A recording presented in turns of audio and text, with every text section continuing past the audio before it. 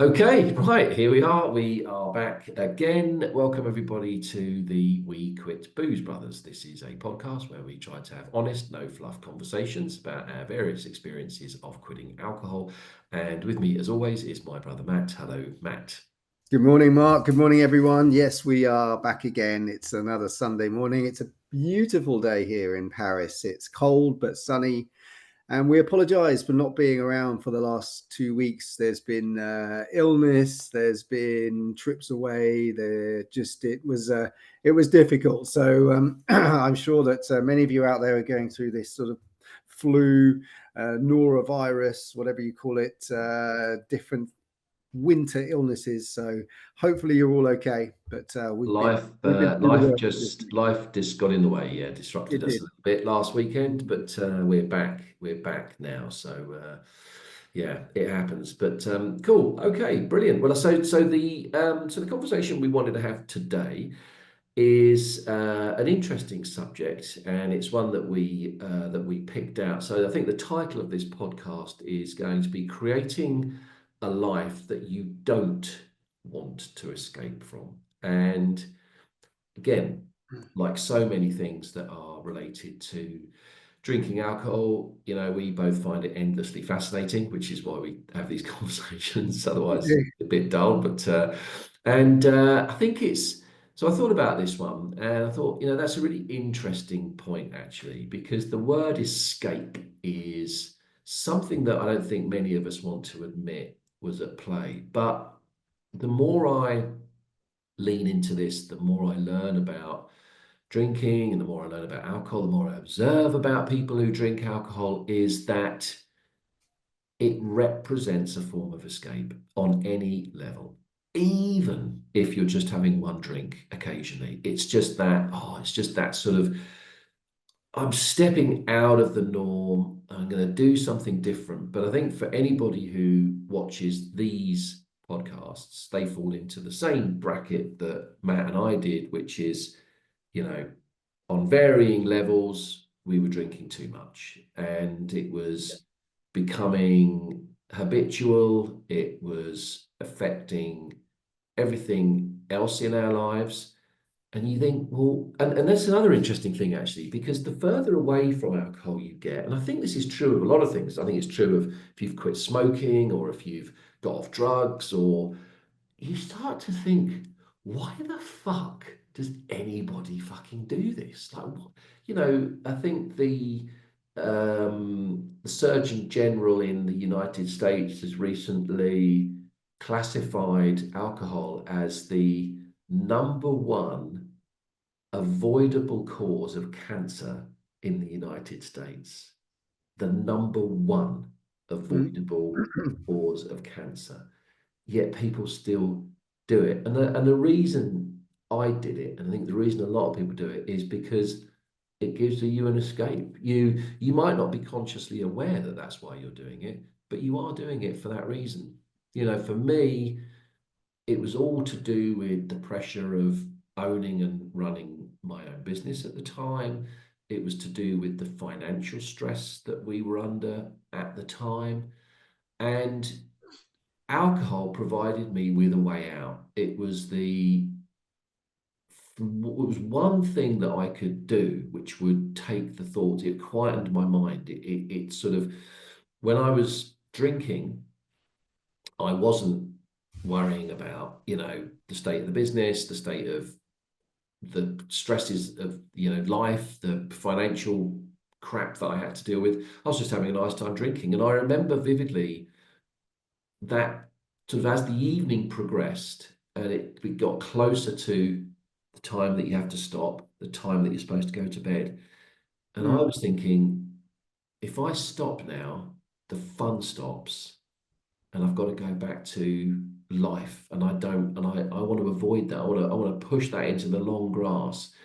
And of course, what is incredible about when you quit is all of a sudden you create a way of living that you're not scared of, that you're not frightened of, that you don't want to avoid. And I'll stop there because there's more to be said, but I have a bad habit of spending too long on the intros. So, yeah, it's. I think that was my point. I just wanted to make this sort of very straight up point that is maybe a good thing. You know, if you take nothing else away from my contribution to this, is be aware that drinking is something you do to escape from something. And it's the something that needs addressing. And when you do address it, and when you face it, and when you suddenly see the world through a different lens, it's incredible how it changes. Yeah, I think the intro is lovely. I think you've made some really, really key points there. And I think from my side, it's really, you've got to ask yourself the question, why do you want to escape from life? And you've answered that, from your side, which is you felt this pressure, you had this, business on your shoulders, you had a family to look after you. A lot of that, you need, you want that escapism, and you found that escapism in alcohol. But as we all know, it's temporary relief, it's instant gratification, and it's it doesn't work. And I think in general it's because you're not satisfied, and maybe you're hurt, maybe you're grieving, maybe there's something in your life that isn't right. But you can never create the life you want if you don't address those points. And for me, the easiest way to address any of those points is to remove the barrier that's in the way. And I think for most of us, and certainly people listening to this, it is alcohol. And you can create the life you want. And for me, I think it was mediocrity in actual fact, which was I'd settled for this life where I wasn't really going anywhere. I had no pride in myself. The job I had was okay. The standard of life I had was okay. And I kind of settled for it. And so every Friday, or unfortunately what turned into, almost every day, was that I will have a drink, I will be a different person, I will take time off from the world to to not have to address those issues. But that it's just the treadmill effect. You're not going anywhere. And to me, I think boredom as well. I truly believed that fun was had through alcohol, and that was the way to address boredom. So I think you need to look at, what are you trying to escape from? But I think it all boils down to the key thing, and we have spoken about this many times before, is that with alcohol in your life, it's so difficult to move on from that, because it is that barrier. And this is something else I thought about, and I'll stop after this. But you can build whatever type of life you want. I know that's a real throwaway comment. Anybody can say that, and it's true. That's fair enough. It's an easy comment to say, but trust me, the one thing that you will get from day one, the minute you stop drinking, is respect. Instantly, you get respect. That's something to build on. That's something to create a life that you don't want to escape from, that you're happy to be in.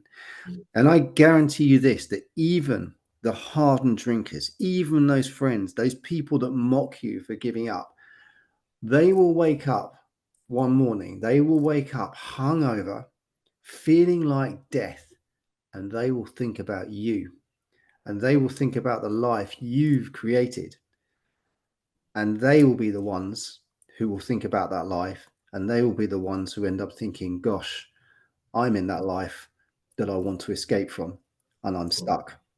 So you're in control, Yeah. and you can do whatever you want. And it really is just an absolute game changer. Yeah. You know, completely agree with all of that. And for me, it's I think what alcohol. I used to assume that the only way I could really have any fun was to drink. That I used to just that was my sort of kind of default view, was that if you don't drink, then where do you have fun? People even said to me when I quit drinking. I remember a big, good friend of mine in the States. Uh, we were out in company, and I said, "Oh no, I don't drink anymore." And he went, "Yeah, he used to be fun. Now he's quit drinking." And he was joking, and it was just like, it was a Yeah. sort of, but it was that sort of kind of association. And I think the real eureka moment is when you realize that you have it actually. it's not that alcohol is the thing that you do that's fun. It's the thing that actually you do that is preventing you from finding the things that you really do enjoy. And Mm. now that I don't drink, I do so many things and I enjoy them so much. So much more, there is so much more in my life, which it turns out I love. It turns out that I love, and I get the double whammy of doing the things that I like, rediscovering the sorts of things that I really do enjoy, and doing them and not feeling in any way guilty. The other thing as well about drink for me was that it fosters a form of dishonesty. It fosters dishonesty. And I love the honesty of not drinking. I love not having to hide anything from other people and from myself. All across the board. Yeah, from it's such a fucking relief. It's such a relief to not have to pretend that I didn't drink as much as I actually did, to hide from commitments and hide from things that would progress my life because I was drinking and feeling anxiety. You remove all of that. And look, we've said this before, but for anybody listening, there is such a liberating freedom to be discovered when you figure out that actually pouring alcohol down the back of your throat and changing your reality is not fun. It's just escape. And I think part of the process is being honest about what it is that you're trying to escape from, and walking through those issues without the distraction or the compounding impact of alcohol is honestly your way to freedom. It doesn't feel like it, but it is. And it's walking through. And I remember about 3 weeks after I'd stopped, and I was out walking the dogs, and I stopped in my tracks and I sort of looked to the sky and I said, not out loud, but I just said, okay, world, I'll deal with it. I'm ready. I'll give me what you've got, and I'm going to go through this, but I'm doing it without the compounding negative, destructive impact of alcohol. And I remember feeling liberated. I remember feeling, fuck it, yeah, okay, fuck it, I can do this. I can solve these problems. And over a period of time, they improved and it got better. And my life changed. And it went from a world where I thought I was having fun because I was drinking to a new reality where all the things that I was trying to escape from and using alcohol to escape from, I'd addressed, I'd faced up to, and I'd done it sober. And guess what? What you focus on and what you address and what you work on, you can resolve, you can get through it. And that's exactly what it is. And there is no, I know there are things that will happen that are, death in the family, illnesses, all of these things. You say, well, look, I can't fix that through sobriety. You can't, but you can deal with it better. You can deal with it better. So being drunk is not the answer. It's never the answer. It feels like it might be, but it never is. Yeah, 100%. It's you and when we talk about creating a life that you don't want to escape from, it can be just the smallest of things, just what you perceive, what you said about that earlier when you said you looked into the sky and then you know you felt grateful, and it was a big thing for you. It happens on a regular basis. I think when you don't drink, like I said at the beginning, it's a beautiful day here in Paris, and this morning I went for a run. Not far, right? I half an hour, probably the same as you. You don't need to be super fit. You don't need to be. You can go for a walk, and you will do these things. So you start creating that life. Getting out in the morning, the sun was shining off the buildings where I run around a corner, and I get this view across the River Seine, and there's the business district at the end, and it looks really cool. And then, I run along the river, and then at one point I turn left, and I do get a bit of a view of the Eiffel Tower. I'm incredibly fortunate, and I know that but the reality is that life I've created, and I couldn't have done that. I wouldn't have been up on a Sunday morning if I was drinking. I wouldn't have created that experience, those memories, and the endorphins, and you're thinking about all the good things in life. Everyone gets down. I had a big bad, rough week this week, but honestly, when you quit the booze, you don't, you're not looking for escape, and that's the greatest thing. Yeah. Absolutely. Okay. No, loads more to be said, as always. But our advice, I think, in summary, is by giving up alcohol, rediscover the things that you love, rediscover the things you actually really enjoy, and enjoy those things with a sense of honesty and pride in yourself that just gives you more to feel great about. And yeah, there's really no better way to live. I did make some notes, so sorry, the screen is probably going to go because they're on my computer. I don't know if if suddenly I've noticed that it sort of reflects in my glasses, which is a bit weird. Now I It can't. doesn't look too bad from here, so I can't really see. I think it's Okay. So the conclusion is to reflect on your treasure. So when I was drinking, I thought I needed alcohol to have a good life. And basically now I realized that I needed to change my life and make it the one that I wanted to live without a reason to escape. If you're struggling, start small, add things into your life that bring real joy.